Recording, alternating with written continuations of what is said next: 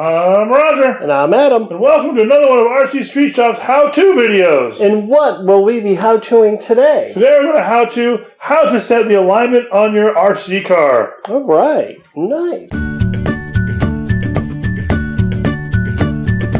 We are, what is it technically? What do they call it? Adjusting your... We're adjusting the alignment, which is adjusting the camber and toe. Okay. Alignment consists of a few things. There's camber, toe, caster.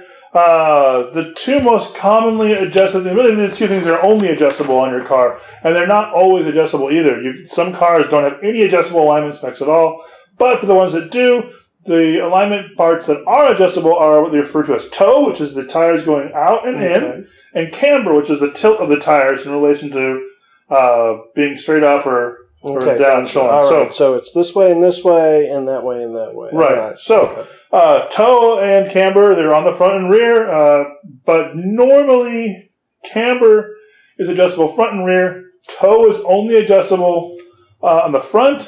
The only way to adjust toe in the rear of most cars is to replace the suspension blocks, which actually physically moves the tires. So that's not really something you can measure and adjust. It's something that when you put it on, it's kind of what it is, regardless of what it is. But in the front, and this makes a significant difference in how your car drives. Okay, all right. Let's see. What tools are folks going to need in order to follow along today as we go? For cars that have adjustable alignment, you're going to need a camber gauge. RPM, low C, lots of companies sell them. And are they all going to look pretty similar? Pretty much they all look the same. All right, well, what else do we have? And then you also need a toe gauge. Okay. You can also use string if you're really good, but a toe gauge is a good way to do it. Right, and then you're also going to need a turnbuckle wrench. Okay. These are a set of expensive Kenai turnbuckle wrenches that you don't borrow those from the tech's workbench. Or something as simple as these little guys inside of here. Yeah, little like that's these guys here. I'll zoom in so you can see, and these are a $6 part versus probably those are like $10 wrenches. Here's an Integy, $6 camber gauge. So essentially, what you're doing is you just with a turnbuckle wrench, turnbuckles have a little nut like shaped piece on them, so you can grab them with a wrench and turn them. What's happening is you're rotating it. And you're moving the end links in and out. And by moving those in and out, you're essentially moving the tire back and forth or in and out, whichever. That's how the alignment is adjusted. All right. And let's see. And what steps are we going to be covering today specifically? We're going to cover how to measure your toe and how to adjust it. All right. And in your camber. All right. There you go. And then let's do the magic editing. Dive in and get going. All right. Okay, so we have a two-wheel drive slash here. We haven't modified it at all. Now, the way you use the camber gauge is it's got a piece right here so it sits flat on the table. You got to do this on a flat surface. Yes. We're not actually going to really align this truck. We're just going to show you how to do it. But when you're doing it to get accurate measurements, you got to do it on a flat surface. Gotcha. So, as you can see, there are little numbers here. Camber is measured in degrees. How many degrees in or out you go. So what you do is you take this, you move this flat surface against your wheel, then you tighten this little... move your hand just so I can show. So see, that's resting up against. And then there'll be a dial right here that will tell you where it's at. Okay. So are we, in theory, aiming for that 0 in the middle? No. Camber is one of those things that there's no right or wrong answer for it.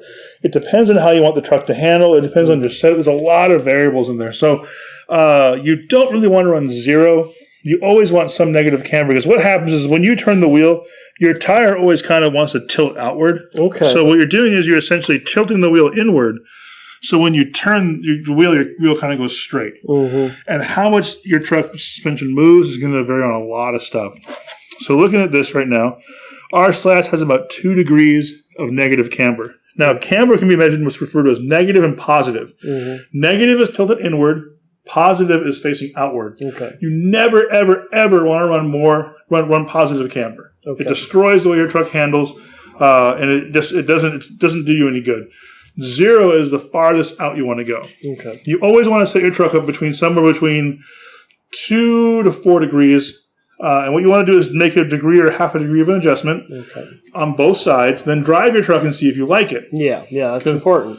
Right. And then if you can then keep adding camber to it till you feel that the handling has gone away. Gotcha. That usually happens somewhere above 2 degrees. Okay. So we got a base setting here.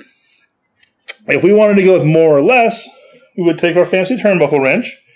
And if you look, these are what the turnbuckles are right here. Okay. Your turnbuckles are your adjustable suspension arm. So the top one right here, that's to adjust your camber. All right. This long one right here is to adjust the toe. Okay. So if we were going to actually make an adjustment on this truck, we'd take our fancy turnbuckle wrench and we would go like this or like this, clockwise or counterclockwise, depending on which way you want to go. Mm-hmm.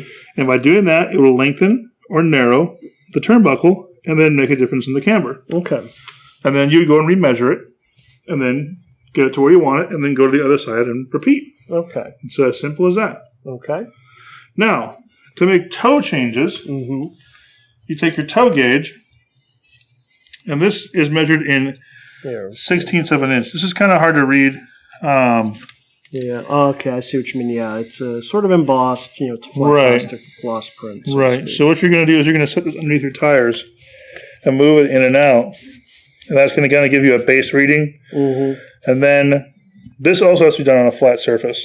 And then once you've got a reading, then you're going to go and adjust it on the turnbuckles in the back that I showed you just a second ago. Okay. Now, the way toe works is there's what we refer to as toe in and toe out. Okay. Toe out is the tires pointed outward. Mm-hmm. Toe in is the tires pointed inward. Okay.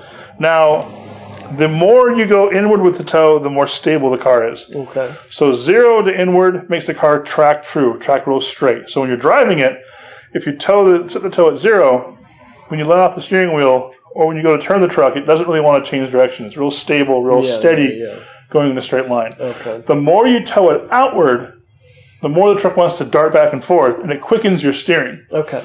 So if you do nothing but high-speed runs, drag racing, you want 0 toe or maybe a tad of toe in. Okay.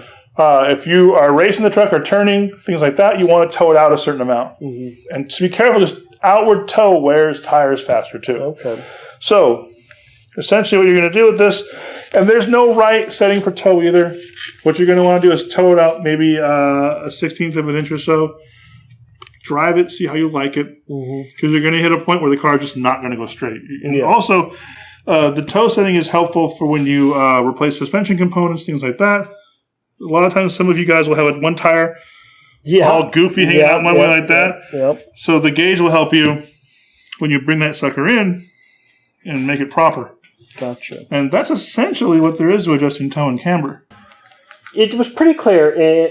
It's a personal preference. You said, there isn't a right way. There isn't one correct setting. Right. Correct. It's about what feels good for the operator. But are there some real obvious, no, that's completely wrong every single time? Yeah, definitely. Okay. Like I mentioned initially, you don't ever want to put positive camber in. Okay. Because that essentially pushes your tires outward like that. Yeah, yeah. And then what's going to happen is the tire is going to drive on the sidewall and the car's just not going to want to turn. Yeah, so true. 0 is the most, straight up and down is as far out as you want to go. Yeah.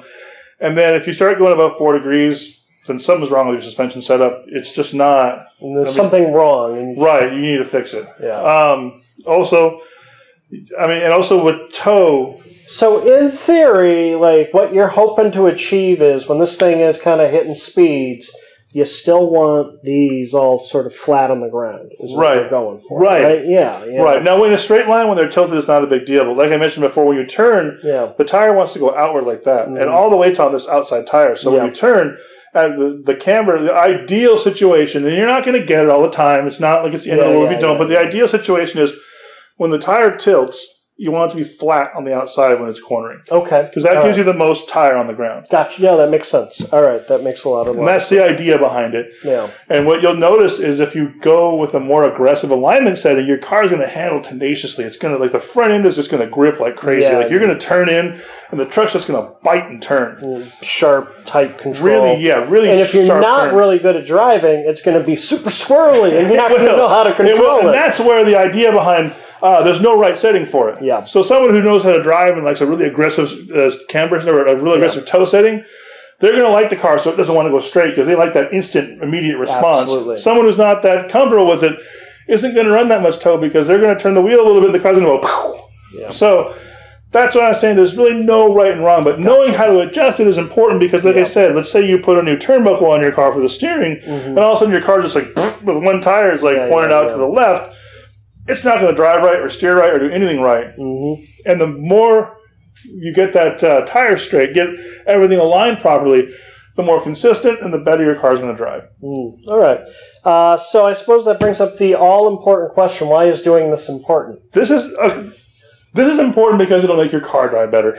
You don't have to know how to do it. Well, it is because the whole idea behind these how-tos is improving how your car works. So exactly. This is not a life or death thing. It's not like knowing how to put your radio in or adjusting your spur gear. It's not going to stop you from running the car. Exactly. It's just going to make the car run better. It's going to make you enjoy driving your car more. All right.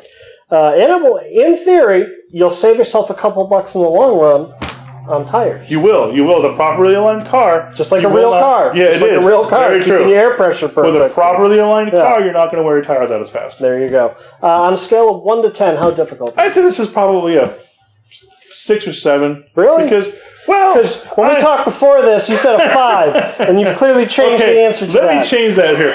So once you know how to do it, it's probably a 5. Learning to do it and get it right, maybe be a 6 or a 7. All right. I apologize. All right. And what's the average time someone expect to to actually do the adjustments without trying anything out, maybe 10 minutes. All right. 5 to 10 minutes. Now, this is something where if you're going to want to play with it and align it to make it better, you're going to take some time. You're going to align it, take that 10 minutes, align it, drive it, see how you like it, then go back and fix it if it's not. So, it just depends on how. You're having fun at that point. You are. You're playing with your car. There you go. All right. I think, that's going to wrap it up for this how-to video. If folks have some questions and they happen to be in the Southern California area, is there somewhere where they can come in and talk to you and me and all the other fine folks? They sure can. Yeah, you where? come to RC Street Shop. Whoa! And where is that? It is in Long Beach, California. 5521 East Spring Street, Long Beach, California, 90808. So you can punch it into your GPS. Also, if they can't come to the store, is there a number they can call? They certainly can. You can pick up your phone and call 562-425-9000. There you go. Also, you can send an email if you like, info@rcstreetshop.com. We're always happy to hear from folks. We are also on social media. We are on Twitter, RC Street Shop, all one word. We're also on the Facebook. You can follow and like things that way if you prefer. And, of course, we're doing the YouTube. You kind of figure that out. You're watching a video on YouTube right now. You guys are smart. You're smart like that. We'd appreciate if you liked the video, but more importantly, subscribe! Seriously, we're like this close to hitting 600. So please, subscribe. Hit the subscribe button. Tell a friend. If you're into the RC thing, there's plenty of content there, and there's more coming. So we certainly appreciate it. I think, let's see, social media, watch it. I think we're done. Yeah, we're done. Bye. See you later.